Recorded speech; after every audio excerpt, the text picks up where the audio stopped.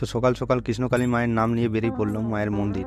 তো তোমরা অনেকেই আছো যারা মায়ের মন্দির যাবো করছো, কিন্তু কিভাবে যাব বুঝতে পারছো না। তো এই ভিডিওটা তাদের জন্য, এই ভিডিওটা দেখতে থাকো, তাহলেও বুঝতে পারবে কিভাবে তোমরা কৃষ্ণকালী মায়ের মন্দির যাবে। তো দেখো এখন বাজে 5:30। তো 5:30 মানে বুঝতেই পারছো অনেকটি সকাল। তো তাও কুয়াশায় দেখো চারিদিকে ঘেরা। তো আমি যাব আজ কৃষ্ণকালী মায়ের মন্দির। তো যাব বাসে করে। তো তোমরা বাসেও যেতে পারো এবং ট্রেনেও যেতে পারো। তো আমি সৌকার প্রথমেই যাব দুর্গাপুর। তো দুর্গাপুর থেকে যাব বর্ধমান। তো বর্ধমানের প্রথম বাস, কোনো ডাইরেক্ট বাস নেই, তো সেই জন্য আমাকে প্রথমে যেতে হবে দুর্গাপুর। তো দুর্গাপুর থেকে আমাকে যেতে হবে বর্ধমান। তো আমি দুর্গাপুর বাসে চেপে গেলাম। তো তোমরা যারা এখনও আমার চ্যানেলটি সাবস্ক্রাইব করোনি, তো আমার চ্যানেলটি সাবস্ক্রাইব করে দাও, যুক্ত থাকো আমার চ্যানেলের সাথে ও কৃষ্ণকালী মায়ের সাথে। তো সকালে 5:30টায় দেখলাম কোনো ডাইরেক্ট বাস, বর্ধমান যাওয়ার কোনো ডাইরেক্ট বাস নেই। তো সেই জন্যেই আমি সকালে দেখলাম যে কোনো ডাইরেক্ট বাস নেই, মানে আমাকে তো যেতেই হবে। মা যখন ডেকেছে তখন তো যেতেই হবে। তো সেই জন্যে আমি প্রথমে চলে এলাম দুর্গাপুর। তো দেখো আমি দুর্গাপুর বাস স্ট্যান্ডে চলে এলাম। তো দুর্গাপুর বাস স্ট্যান্ডে আসার পর এইখান থেকে আমি আবার বাস ধরবো, বাস ধরে যাব বর্ধমান। তো তোমাদেরকে বলে থাকি তোমরা বাসেও যেতে পারো এবং ট্রেনেও যেতে পারো। তো আমি ডাইরেক্ট বর্ধমানেই যেতাম, কিন্তু বাস পাইনি, সেই জন্য আমাকে প্রথম দুর্গাপুরে আসতে হলো। এবারে দুর্গাপুর থেকে আমি যাব বর্ধমান। তো দেখো আমি আবার বর্ধমান বাসে চেপে গেলাম। তো অনেকেই আছে যারা আমাকে কমেন্ট করেছে যে কিভাবে যাব আমি বুঝতে পারছি না, আমি ঠিক ট্রেনের লাইনও জানি না, তো বাসে করে কিভাবে যাব। তো সেই জন্যই আমি বিশেষ করে এই ভিডিওটা বাসে করে যাচ্ছি। তো তোমাদেরকে দেখায় যে বাসে করে কিভাবে খুব সহজে তোমরা যেতে পারবে। বলতে গেলে বাসে একটু খুবই কঠিন। তো বাসে এই বাস চেঞ্জ করতে হচ্ছে, 2টি বাস বা 3টি বাস চেঞ্জ করে যেতে হচ্ছে।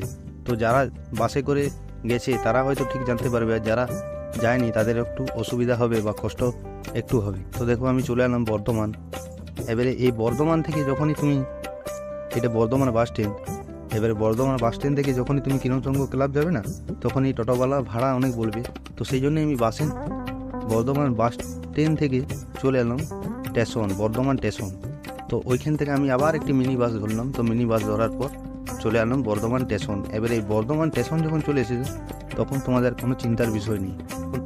তখন তোমরা যে কোনো টোটোওয়ালাকেই যদি বলো না যে কৃষ্ণকালী মায়ের মন্দির যাব, তো ঠিক ওরা কৃষ্ণকালী মায়ের মন্দিরে তোমাদেরকে নামিয়ে দেবে।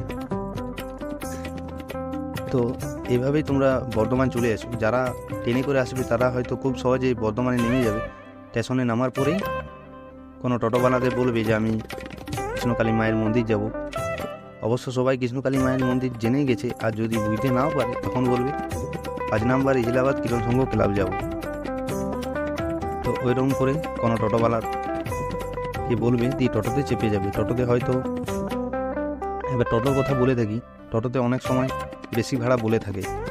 যেমন ইজলাবাদ কিরণসংঘ ক্লাব যদি বলো তখন, বা কৃষ্ণকালী মায়ের মন্দির, তখন ওরা বলে যে 100 টাকা ভাড়া নেবো, 200 টাকা ভাড়া নেবো। এবারে যদি তোমরা 2-3 জন আসো তখন হয়তো ভাড়াটি কম নেবে, আর তোমরা যখন একা যাবে তখন হয়তো ভাড়াটা বেশি নেবে। তো অনেক ক্ষেত্রে ওরা ভাড়াটা বেশি বলে থাকে, কিন্তু তোমরা যতটা পারবে কম করার চেষ্টা করবে। তো ভাড়াটা আমি বলে দিই, আমি একা যাচ্ছি। তো একা বললো যে ওখানে তো আর কোনো লোক পাবো না, তো একা গেলে 100 টাকা নেবো। তো 100 টাকা আমাকে বলেছিল, কিন্তু আমি বললাম যে অনেকটা ভাড়া বলছো, তো সেই ক্ষেত্রে 50 টাকা বললাম। তো 50 টাকা রাজি হয়ে গেল। তো এরকমভাবেই তোমরা একটু রেট কার্ডিংটা করে নেবে।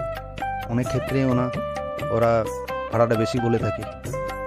তো টোটোতে আসার পর তোমাদেরকে নামিয়ে দেবে কিরণসংঘ ক্লাবের কাছে। এই দেখো সেই কিরণসংঘ ক্লাব।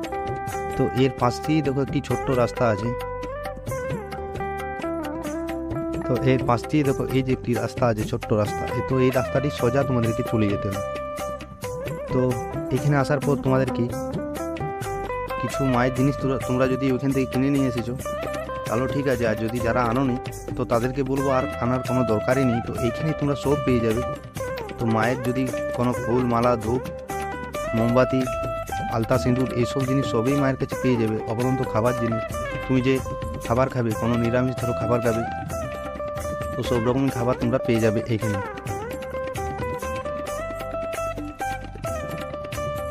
তো আসার পর তোমাদেরকে সোজা চলে যেতে হবে তো যাওয়ার পরেই সামনে দেখবে একটি বড় রকম ফ্ল্যাট আছে। তো দেখো এই সেই ফ্ল্যাটটি। তো এইখানে দেখো আশাপাশি সব রকমই দোকান আছে। তো আমি যতদিন গেলাম তো সেই দিনটাতে প্রচুর গরম ছিল, তো সেই জন্য একটু ঠান্ডা একটু জিনিস খেলাম। তো এইখানে আইসক্রিম গাড়ি বা তুমি যদি মুড়ি খাও, কোনো এমনি টিফিন করো, ধরো কচুরি টচুরি এসব জিনিস সবই পেয়ে যাবে। আবার ভাত তো এইসব জিনিস সবই আছে। তো আমি মায়ের জন্য কিছু জিনিস কিনে নিলাম। তো মায়ের 108টা জবা ফুলের মালা লাগে, তো সেই 108টা জবা ফুলের মালা নিলাম, ধূপ নিলাম, আন্তা সিঁদুর, মোমবাতি এইসব জিনিস মায়ের জন্য নিলাম।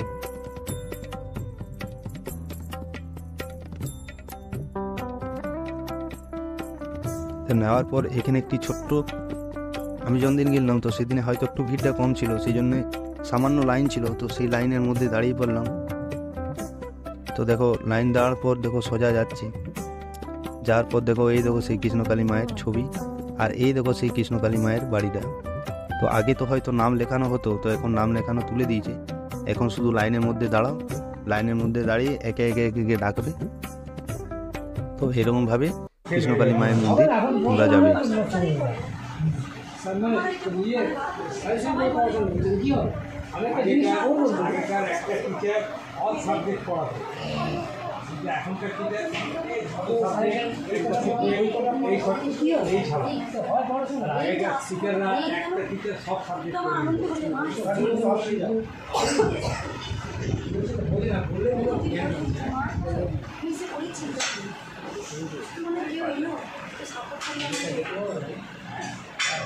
সে একবার দুবার তিনবার আসলে খুব আনন্দ হয়, খুব আনন্দ হয় যে আবার এলো সে।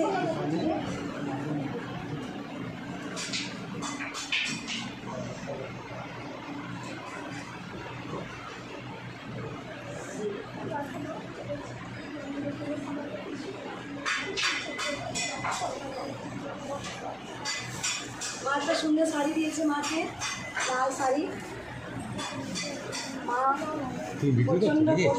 পারমিশন দিয়েছে, ভিডিও পারমিশন দিয়েছে মা, সবাই করবে, এবার বন্ধ কর। বন্ধ করে